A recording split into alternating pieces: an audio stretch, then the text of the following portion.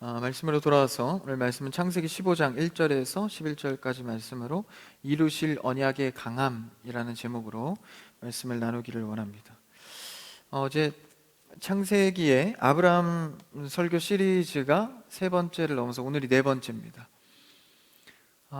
이스라엘 민족을 이룸에 있어서 첫 번째 선택, 그 민족의 열국의 아버지의 선택을 한 그자가 바로 아브라함입니다. 이 아브라함을 통해서 우리 인생의 믿음의 시간을 적용해서 볼 수 있고, 나아가 민족을 선택함에 있어서 하나님은 어떻게 일하시는가를 이를 통해 알 수가 있습니다. 그 중에 오늘 네 번째 시간 가운데 이 언약, 이루실 언약에 대해서 우리가 살펴보게 됩니다. 언약은 조금 더 쉽게 말하면 약속입니다. 사람은 사람과 관계함에 있어서 자신만의 무기와 그리고 주로 사용하는 방법들이 있습니다. 누군가는 돈을 활용해서 관계를 맺을 수도 있겠고, 수사법, 자기의 말 솜씨를 통해서 맺을 수도 있겠습니다. 자신의 행위나 어떤 제스처, 자신의 스타일대로 관계를 맺어 갑니다. 그렇다면 하나님께서 우리와 관계 맺을 때 사용하는 것은 무엇일까?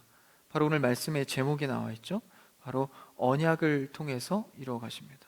그러니까 하나님께서는 우리에게 말씀하신 그 약속을 통해서 관계를 맺어가는 것이죠. 먼저 약속의 선언을 하시고 그것을 어떻게 우리 인생에서 풀어가시는가를 보여주십니다. 그래서 나는 너에게 어떠한 존재고 너는 나에게 어떻게 행해야 하는지를 그 약속 사이에서 발견하게 됩니다. 그래서 하나님의 약속은 반드시 이루실 언약인데, 그 이루실 언약의 이 시간의 과정 속에서 강하게 이루어 가신다라는 것입니다. 그러니까 하나님께서 약속했을 때 그냥 현상적으로 우연치 않게 이루어가는 것이 아니라 강하게 하나님의 어떠한 그 계획과 의도 가운데 우리의 삶이 흘러가고 있다는 것이죠.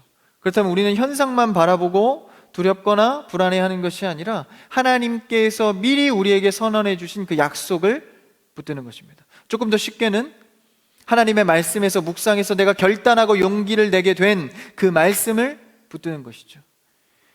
여러분, 오늘 하루 중에 말씀의 은혜를 받았습니까? 그렇다면 그것이 여러분에게는 언약입니다. 하나님께서 나에게 이렇게 일하시는구나, 선하게 이끌어 가시는구나. 그 언약을 붙잡고 삶에서 수많은 광풍과 어려움으로 나를 흔들지라도 그것보다 더 강하신 하나님의 언약의 방법을 의지하며 나아가는 것입니다. 그 원리를 오늘 아브라함을 통해서, 아브라함과의 대화를 통해서 드러내고 계신데요, 그 말씀을 한번 들어가 볼까요? 오늘 첫 절입니다. 한번 1절을 읽어볼까요? 1절 본문입니다. 본문 1절 안 됩니까? 네, 1절 같이 읽어볼까요? 성경책으로 시작. 이후에 여호와의 말씀이 환상 중에 아브라함에게 임하여 이르시되 아브라함아 두려워하지 말라 나는 내 방패요 너의 지극히 큰 상급이니라. 첫 마디가 이 이후에라고 처음에 시작하고 있죠. 이것을 좀 더 정확하게는 이 일 후에입니다. 그 전에 그럼 어떤 일이 있었죠? 우리가 저번 주 말씀에서 알 수 있죠. 수많은 민족들이 전쟁이 일어났습니다. 그래서 자신의 조카 롯이 모든 것을 뺏기고 도망하는 신세가 됐죠. 그때 아브라함이 그 모든 것을 회복시키고 그 민족들을 전쟁에서 승리해서 많은 이 물질과 그리고 롯도 회복시켜서 데리고 오게 됩니다. 그때 11조, 하나님 앞에 11조를 드리죠. 하나님께로부터 왔습니다. 천지의 주제 되신 하나님께 그 예물을 드립니다. 이게 저번 주 말씀이었죠. 그 다음에 오늘 첫 절에서 이 일 후에로 시작을 합니다.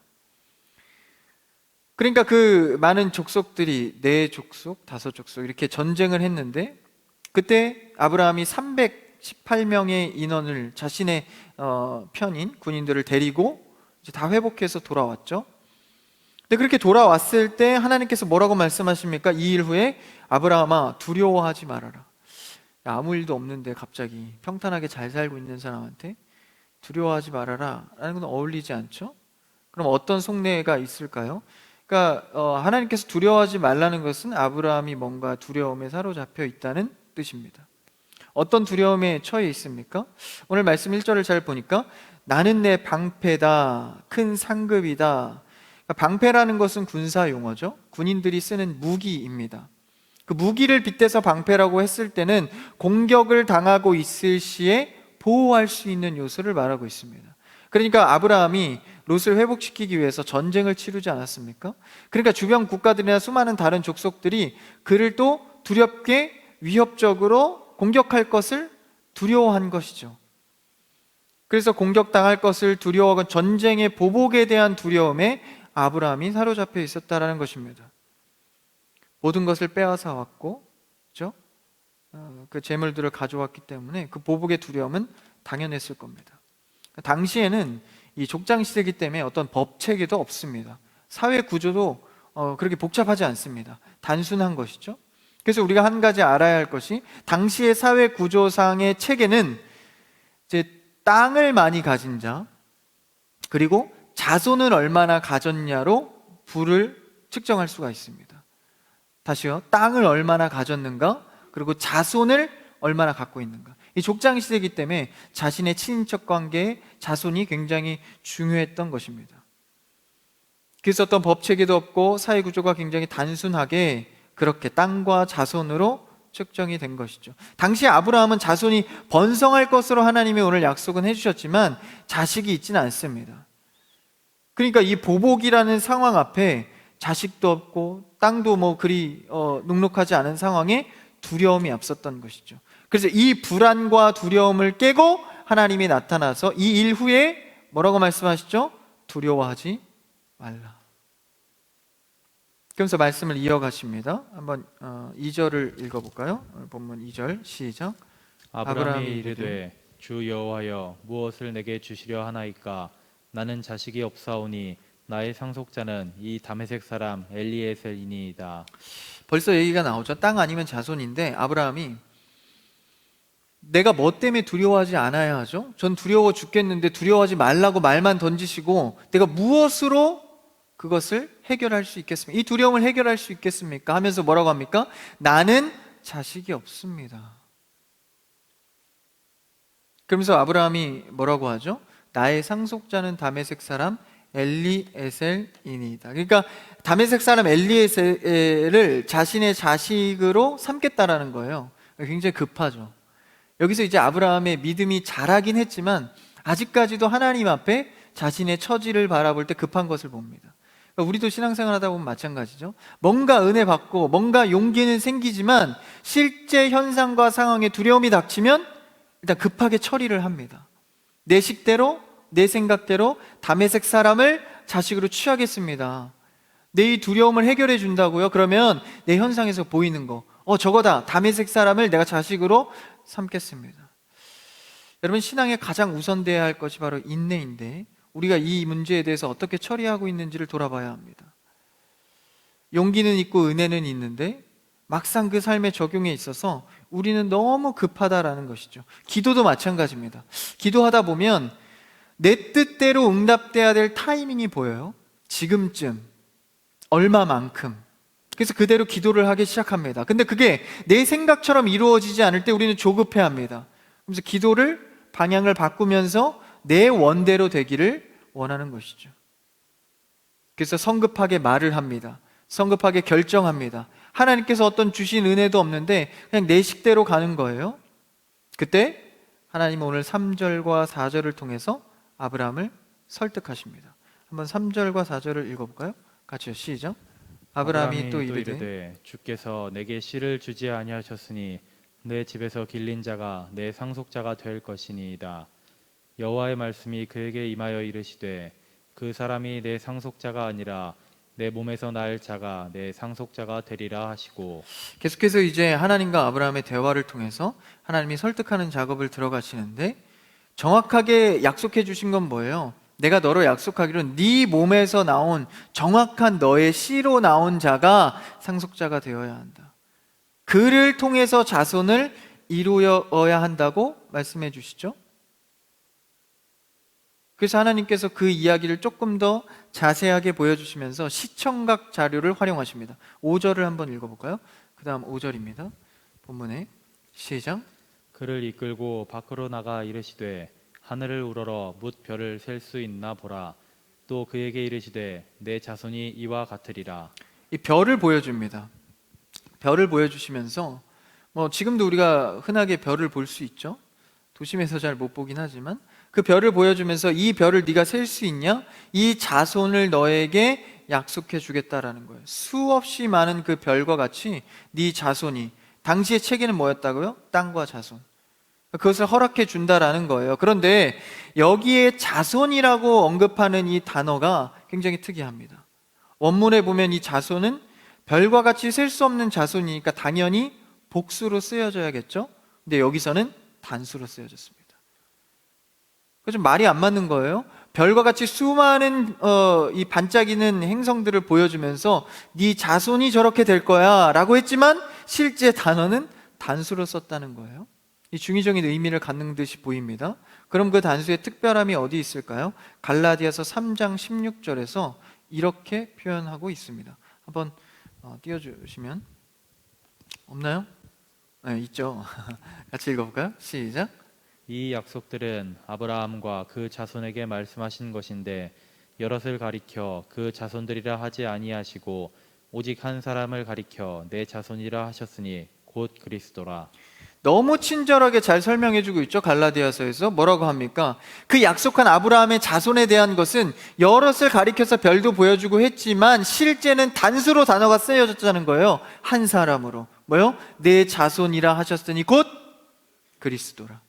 그러니까 하나님께서 아브라함에게 단순한 그냥 자손의 복, 당시의 체계는 자손이 많은 게 복된 거예요. 그러니까 너가 두려워하지 마라, 네가 앞으로 수많은 자손을 얻게 될 거야 라고 끝나는 것이 아니라 그 많은 자손들에게 숨어져 있는 영적 의미는 무엇입니까?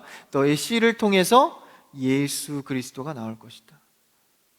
다시 말하면 너의 자손과 너의 생애는 예수 그리스도가 나올 자손이기 때문에 내가 책임진다라는 겁니다. 하나님께서 예수 그리스도가 결국은 나오게 하시려면 아브라함의 삶을 결코 헛되게 쓸 수가 없는 겁니다. 그러니까 그 약속을 생각한다면 영적, 육적인 의미에서 그 두려워할 필요가 사라지는 겁니다.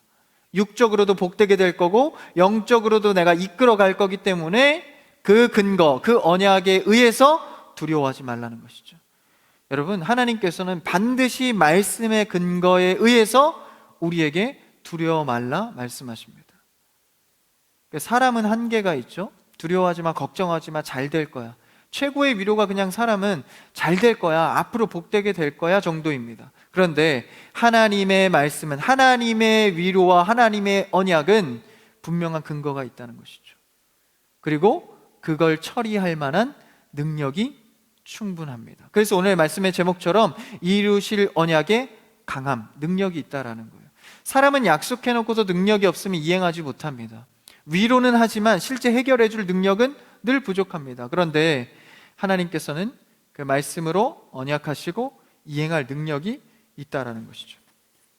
그래서 오늘 말씀의 이 5절의 단수로 쓰여진 네 자손은 예수 그리스도의 오심을 내포하고 있는 것입니다. 하늘의 수많은 별과 같이 자손을 얻을 것인데 그것이 곧 예수 그리스도를 위함이다라는 것입니다. 예수 그리스도는 우리의 삶을 뒤엎는 구원의 상징성입니다. 두려워하지 말라라는 것이죠. 그때 아브라함의 반응이 6절에서 나옵니다. 한번 6절을 읽어볼까요? 6절 시작. 아브라함이 여호와를 믿으니 여호와께서 이를 그의 의로 여기시고. 이제 우리가 아브라함 시리즈 설교를 4번째 나가면서 지금 6절에서야 드디어 아브라함이 여호와를 믿으니라는 표현이 나옵니다. 그러니까 무언가를 믿는다는 것은 사실 육체의 한계로서 쉬운 일이 아닙니다. 아브라함도 수많은 그 훈련을 통해서 이제야 막 여호와를 믿으니라는 표현이 등장하죠. 그러면서 여호와께서 이를 그의 의로 여기셨다. 갈대아 우르에서 하나님이 설득해서 여기까지 왔을 때 아브라함이 깨달은 것이 무엇일까요? 내 의가 내 스스로 되는 것이 아니라 하나님께서 믿게 만들어가 주신 믿음인 것을 조금은 깨닫게 됩니다. 여러분, 우리는 믿음을 우리가 스스로 만들어가고 세워가는 것이 아니라 하나님의 전적인 선물임을 믿으시기를 축복합니다. 그러니까 하나님께서 우리의 믿음은 철저하게 만들어가는 것이기 때문에 내가 하는 게 없는 겁니다. 내가 할 일은 뭐예요? 하나님의 말씀을 의지하는 일입니다. 그래서 믿음의 이 반대를 의미적으로 해석하자면 행위가 되겠죠. 그러니까 믿음의 반대는 행위입니다. 다시 말하면 믿음은 곧 은혜다라는 것이죠. 우리가 하나님을 믿을 수 있는 것은 내 지식 체계와 경험이 아니라 은혜라는 것입니다. 한 가지 간단한 예를 들어볼까요? 여러분, 성경책 속에는 수많은 기적과 과학적으로 설명되지 않는 이야기들이 너무 많습니다. 근데 내 안에 믿음이 들어와서 읽기 시작하고 성령의 감동이 시작되면 이 말도 안 되는 이성적으로 말도 안 되는 이야기들이 심정적으로 믿어집니다. 그 증거는 여러분들 이 이야기를 갖고 대뜸 믿지 않는 자들에게 그 세계관을 주입하려고 말로 해보면 될까요? 쉽지 않습니다. 근데 우리는, 성도는 이걸 믿고 있거든요. 이게 뭡니까? 이 자체가 바로 은혜입니다. 할 수 없는 일들이라는 거예요. 믿음이란 영역은. 그래서 하나님께서 전적으로 은혜로 말미암아 선물로 우리에게 허락하신 것입니다. 근데 이것을 내 의나 내 노력으로 일구었다고 생각하는 순간 내 마음속에 신앙의 교만이 들어오는 것이죠. 그래서 아브라함도 이제 앞으로도 수많은 역경을 겪겠지만 어쨌든 오늘 말씀에서는 6절에 뭐라고 말하죠? 아브라함이 여호와를 믿으니. 하나님은 그 믿음을 어떻게 여기셨죠? 의로 6절에 보니까 여기셨다는 거예요. 6절이 굉장히 중요한데, 그렇게 하나님께서 만들어 놓고 나를 의롭다 여기시는 거예요. 굉장히 우리 입장에서 좀 우습기도 합니다. 그렇죠? 하나님께서 만들어 놓으신 믿음을 내 안에 심어 놓으시고 그거를 잘했다 칭찬하시는 거예요. 그만큼 하나님은 우리와 관계하기 위해서 우리 입장에서 돌보고 계신다라는 의미입니다. 여러분의 믿음은 어떻게 흘러가고 있습니까? 여러분이 쌓은 지식과 경험입니까? 아니면 전적인 하나님을 의지하고 찬양하고 있습니까? 그러니까 아브라함의 행위는 자랑할 게 없는 겁니다. 여러분, 교회 안에서 수많은 신앙의 행위들을 자랑할 게 없는 거예요. 역으로 말하면 신앙에서 좀 부족하고 미흡하고 믿음이 약한 자들을 판단하고 지적할 것 역시도 없다라는 겁니다. 나중된 자가 먼저 되고 먼저 된 자가 나중되는 것이죠. 믿음의 관계에서는 늘 하나님께서 우리에게 만드시고 주관하십니다. 로마서 4장 1절 2절에서는 이렇게 그 이야기를 표현하고 있는데요. 한번 읽어볼까요? 로마서 4장 1절에서 2절입니다. 시작. 그런즉 육신으로 우리 조상인 아브라함이 무엇을 얻었다 하리요? 2절이요?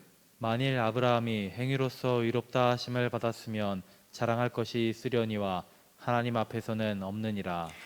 2절까지입니다. 2절. 네. 아브라함이 행위로 의롭다함을 얻은 것이냐? 그게 아니라는 거예요.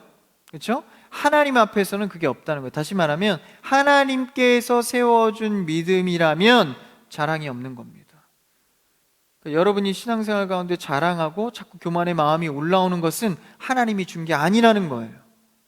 우리는 하나님이 주신 믿음으로 신앙생활하기를 축복합니다. 그래서 그 표현을 조금 더 자세하게 3절 4절에서 이렇게 표현하죠. 로마서 계속 3절 시작. 성경이 무엇을 말하느냐? 아브라함이 하나님을 믿음에 그것이 그에게 의로 여겨진 바 되었느니라. 일하는 자에게는 그 삭시 은혜로 여겨지지 아니하고 보수로 여겨지거니와. 5절까지요? 이를 아니할지라도 경건하지 아니한 자를 의롭다 하시는 이를 믿는 자에게는 그의 믿음을 의로 여기시나니. 말이 좀 꼬여서 어려운데 이건 쉽게 그런 겁니다. 일하는 자에게는 삭스의 대가가 이루어진다. 근데 믿음은 그렇지 않다라는 거예요. 은혜의 영역이라는 겁니다. 내가 일의 신앙생활을 했으니까 일의 믿음을 받고 이런 체계가 아니라는 거예요. 전적인 믿음의 은혜로서 우리는 살아가는 것이죠. 여러분, 신앙은 은혜입니다. 그렇다면 반대로 말하면 여러분 신앙에 은혜가 빠지면, 여러분 섬김과 예배에 은혜가 빠지면 뭐가 될까요? 육신적 일이 됩니다. 그래서 봉사 열심히 2년 3년은 뜨겁게 하다가 지치는 이유가 무엇입니까? 은혜가 떨어졌기 때문입니다. 여러분, 날마다 주시는 은혜를 구하시기를 축복합니다. 주시는 자에게, 구하는 자에게 주시겠다, 찾는 자, 두드리는 자에게 주겠다. 그 사실 대표적인 제목의 1번이 무엇입니까? 바로 은혜를 찾고 구하고 두드리라라는 것입니다. 그랬을 때 여러분의 행위와 말은 이 일적인 것이 아니라 자유함 속에서 은혜로 흘러가게 되는 것이죠. 그랬을 때 상대를 이해하게 됩니다. 품을 수 있게 됩니다. 사랑할 수 있게 됩니다. 행위로 하면 자꾸 지적하는 거 아니에요? 내 의라고 여기면 비교하는 거 아닙니까? 아브라함의 삶에서도 아브라함의 수고가 어디 있었나요? 아브라함 엉뚱한 짓만 자꾸 하잖아요. 아내 그냥 쉽게 넘겨버리고, 그렇죠? 동쪽으로 가라 그러면 서쪽으로 가고, 자꾸 이상한 엉뚱한 짓을 할 때 늘 누가 설득하시죠? 하나님께서 수고로이 설득하십니다. 환경을 바꾸거나 다른 사람을 데려다가 혹은 왕을 통해서도 일해서 이 아브라함의 인생을 설득하고 이끌어 가신다라는 것입니다. 뭘 위해서? 믿음을 만들어주기 위해서입니다. 그랬을 때 그 만들어주는 설득을 발견할 때 아브라함이 조금씩 알아가는 거예요. 아, 하나님께서 나를 이끌어가고 계시는구나, 신뢰하는 거죠. 눈금이 자라가는 겁니다. 이 눈금이 계속 자라가다 보면 나중에는 하나님의 큰 일을 할 수 있게 되는 것이죠. 그래서 우리의 신앙도 마찬가지입니다. 어느덧 십자가 예수 그리스도가 나를 설득하고 그 십자가의 은혜로 아, 내가 그렇게 이끌어져 왔구나. 이 수많은 죄악과 한 주의 죄만 해도 계수할 수도 없는 반복되어지는 죄들 속에서 예수 그리스도의 십자가가 나를 믿음으로 이끌고 있구나 발견하게 되는 것이죠. 그래서 다 발견할 수는 없지만 그 하나님의 설득을 조금이라도 발견한 자는 찬양하게 됩니다. 예배하게 됩니다. 그러니까 이 예배의 시간이 하나님의 은혜를 노래하고 마음껏 감사하는 시간이 되어야 합니다. 졸린 시간이 아니라요. 졸리시죠? 더우셔서. 그래서 율법 외에는 하나님의 한 의가 나타나서 라고 표현하지 않습니까? 그 의가 뭡니까? 예수 그리스도입니다. 아브라함을 통해서 올 예수 그리스도를 의미하죠. 그래서 6절에서 그렇게 아브라함이 그것을 믿으며 하나님이 그 의를 여겨주십니다. 그 다음 7절, 이제 자손을 넘어서 이제 땅에 대한 설명을 하는데요. 한번 7절을 읽어볼까요? 시작. 또 그에게 이르시되 나는 이 땅을 내게 주어 소유를 삼게 하려고 너를 갈대아인의 우르에서 이끌어낸 여호와니라. 비슷한 패턴의 이야기를 하시죠. 이번엔 자손이 아니라 땅을 줘서 소유를 삼게 하려고 내가 지금까지 이끌어왔다. 땅에 대한 설명을 합니다. 그럼 땅과 자손들, 땅과 백성이 있어요.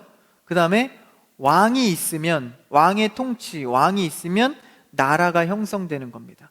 하나님께서 주신 땅과 하나님께서 주신 자손과 그것을 왕 대신 하나님이 다스리면 그것은 하나님의 나라가 된다라는 것이죠.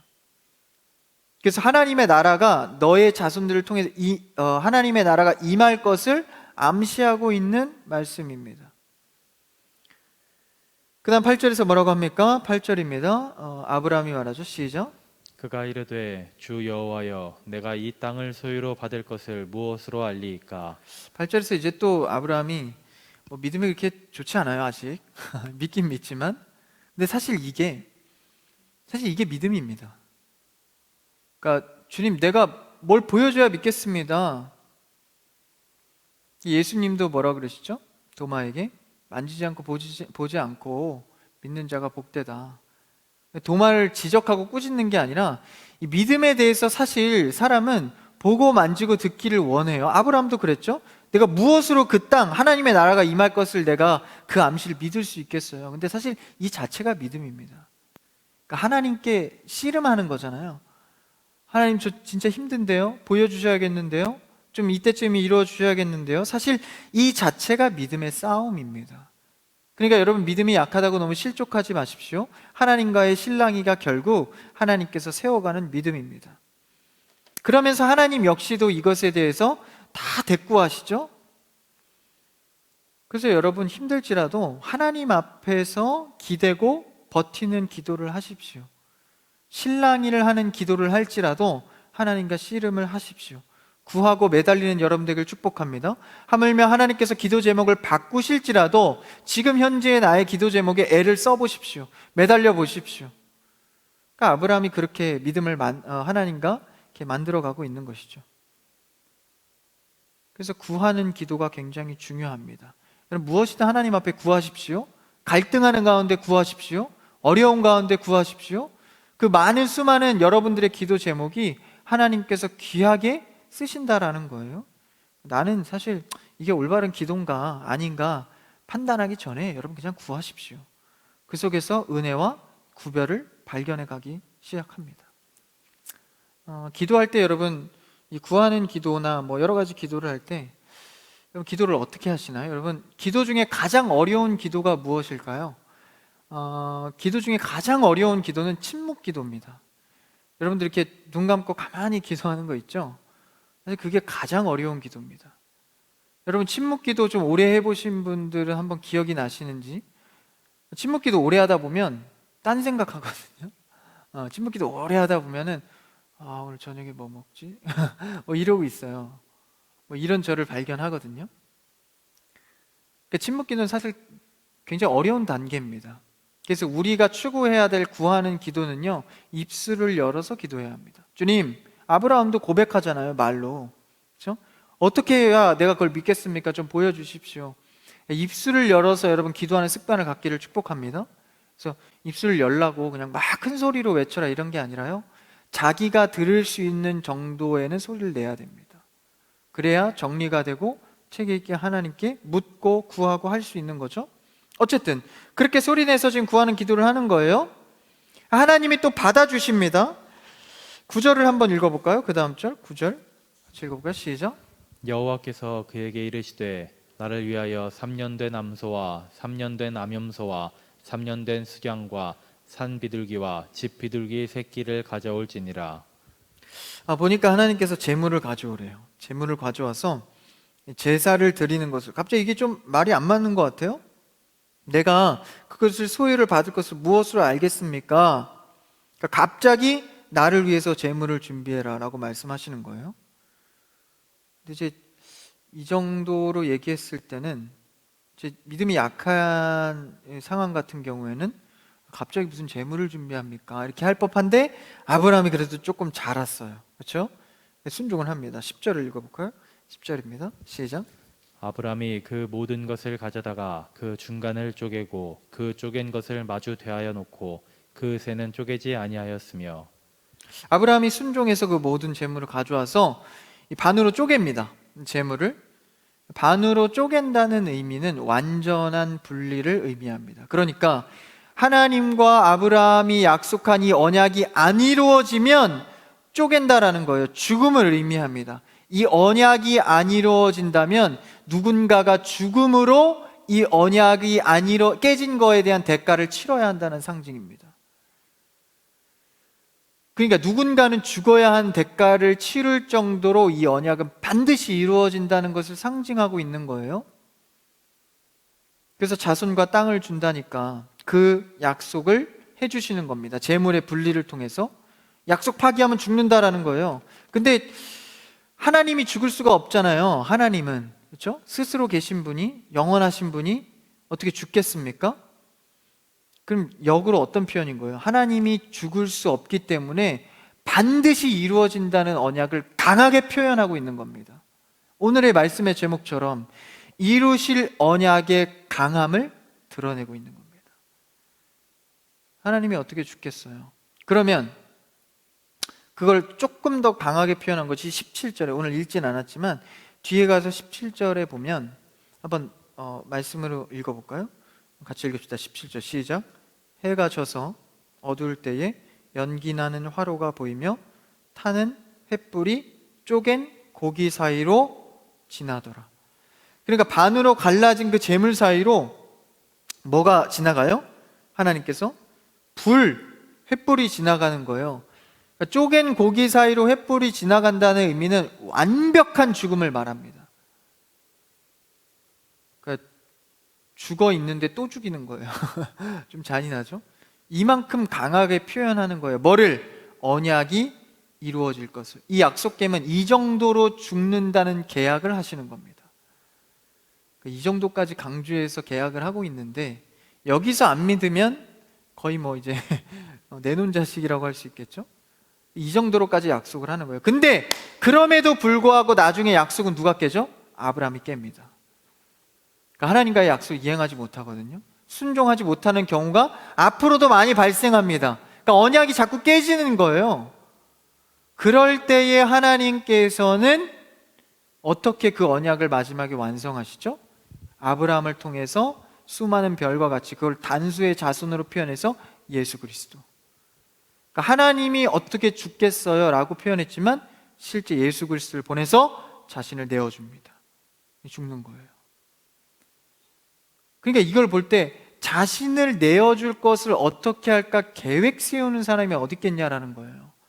아무리 여러분 사람을 돕고 내 목숨을 내놓는다 하지만 감정적으로 즉흥적으로 그런 말을 할 수 있지만 계획적으로 그렇게 하기는 쉽지 않습니다. 하나님은 우리에게 자신을 내어주기로 계획을 하셨다는 겁니다. 아브라함하고 이미 언약 깨질 것은 이미 한 겁니다. 그러니까 그 계약 파기에 있어서 그 계약이 파기된 것마저도 자신을 내어서 다시 계약을 갱신시키는 겁니다. 믿음도 주시고 그 주신 믿음을 칭찬도 의를 우리에게 돌려주시고 파기한 언약도 다시 자신을 내어주셔서 세우셨다라는 것입니다. 여러분, 이 앞에 우리가 은혜를 고백하지 않고 무슨 죄인의 모습으로 살아갈 수 있겠습니까? 여러분, 우리의 삶은 은혜의 천지로 둘러덮여져 있습니다. 다만 삶의 한계 속에 발견하지 못하고 하나님을 사모하지 않고 찾지 않기 때문에 그것이 발견되어지지 않는 것이죠. 여러분, 하나님께서는 우리에게 언약하시고 그것을 이루시기 위해서 강하고 성실하게 오늘도 일하십니다. 나라와 민족과 왕을 대신해서라도 우리의 한 인생의 믿음을 세우기 위해서 하나님의 존재를 걸고 일하신다라는 것이죠. 그 증표가 바로 예수 그리스도입니다. 아브라함과 같이 우리에게도 약속해 주셨습니다. 예수 그리스도의 구원으로 너를 구원하겠다. 이미 우리는 그 은혜를 누린 자들입니다. 그렇다면 삶에서 아직도 나를 설득하고 계시고 삶에서 아직도 십자가의 은혜로 초청하고 계신 그 주님을 바라봐야 합니다.